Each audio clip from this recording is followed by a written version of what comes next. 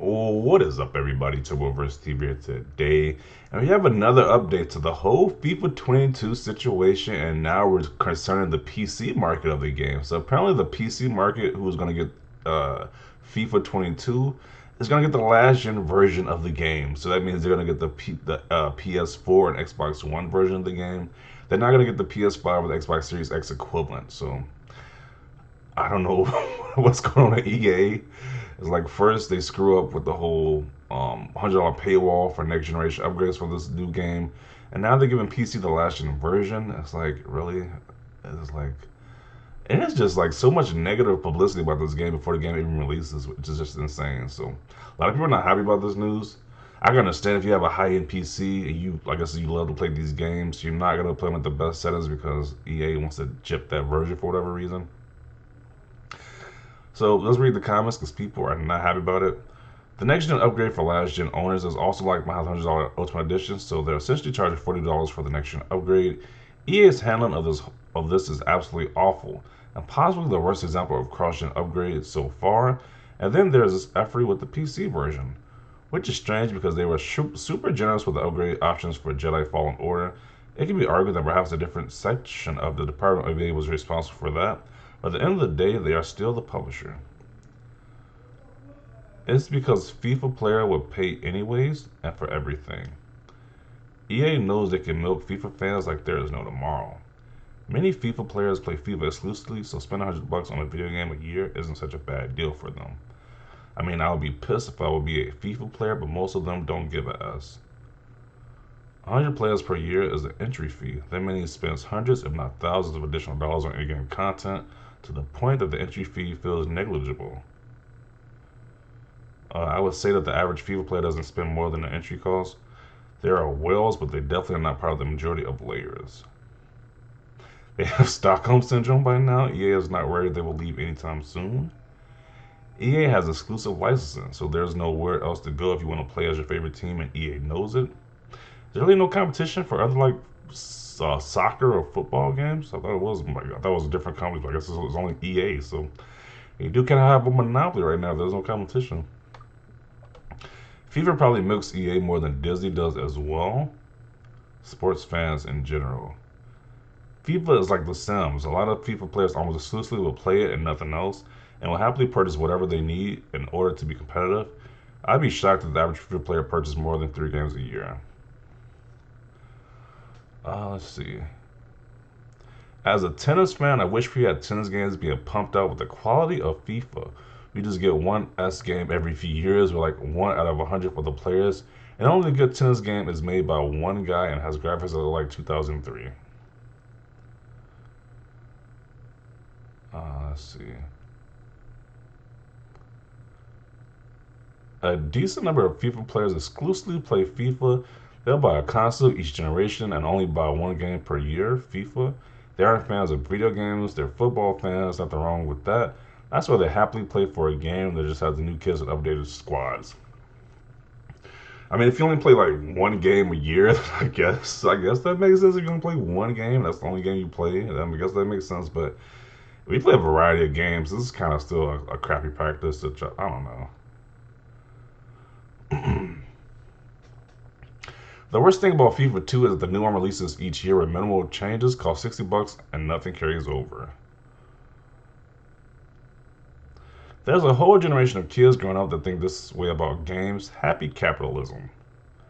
Yeah, mobile scares me. This will be the first contact with video games for the majority of kids, and you can't really count on parents being knowledgeable enough to stop that. Let's see. I've asked so many sports game players why they put up with this BS and spend so much money on Ultimate Team, and this is usually how they justify it. Spend $100 on the base game every year, and a couple hundred on Ultimate Team S isn't that egregious. We only play maybe 2 or 3 games every year and spend hundreds of hours playing those games. Let's see. Sounds comparable to buying a year's worth of World of Warcraft game time and buying an expansion every now and then. Okay. I mean, people can spend their money however they want. Still, I'm well off and I wouldn't accept to be scammed whatever the amount.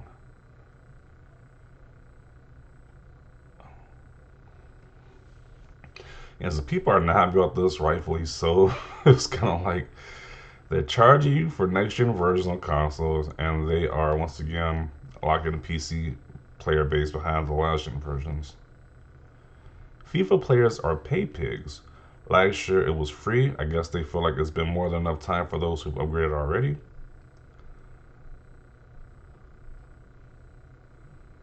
Let's see. And then there's this effort with the PC version. This is the case for Madden as well, and they did the exact same thing last season as well. PC version for 21 was the Xbox One slash PS4 version.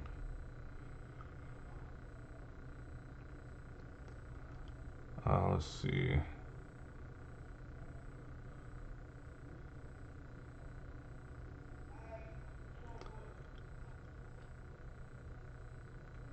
It's because the games were selling terribly on PC.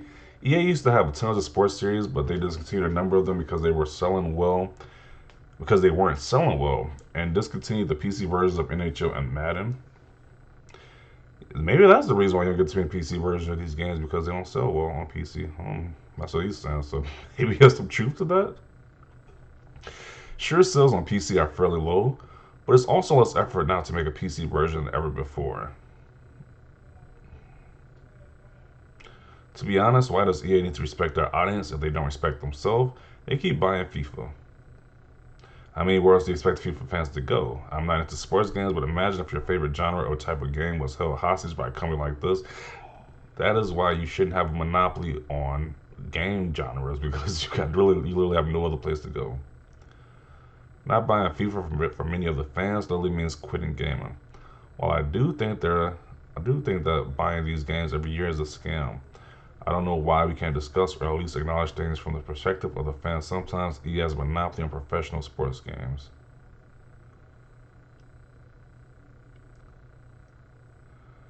When did anything ever go well in modern FIFA? From what I hear, it's a yearly S show, but fans don't have many choices. Reading through the Xbox Marketplace user reviews every year is way too entertaining to let me tell you that the creativity of the insults is staggering. Yeah, this is gonna be interesting.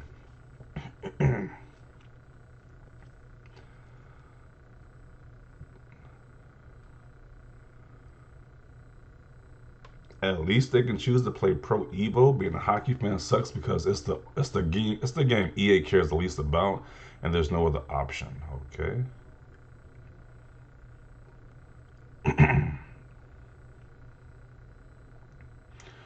You can get the real teams with mods on PES, which really keeps people on FIFA, as how big and popular it is. Plus the Ultimate Team mode, which is the be all end all mode for football games. So unless PES can pull one out the bag with their new engine and create a mode that can compete with UT, okay, Ultimate Team, FIFA will continue having no real competition. Okay. Yeah, so I'm gonna conclude it right here. It seems like people are really pissed off about this decision, but they can't really have too much competition. It's like you can't really do anything. If you like soccer, you like the football games, you can't really do anything because EA has pretty much no competition. So that kind of sucks. Definitely want to see your thoughts down below about this. If you are a huge FIFA fan, how do you feel about this? Either the PC situation or the the situation as well, because they're both are pretty kind of scumbagish. But definitely want to see your thoughts down below. Leave a like if you like this video. And as always, thanks for watching and peace.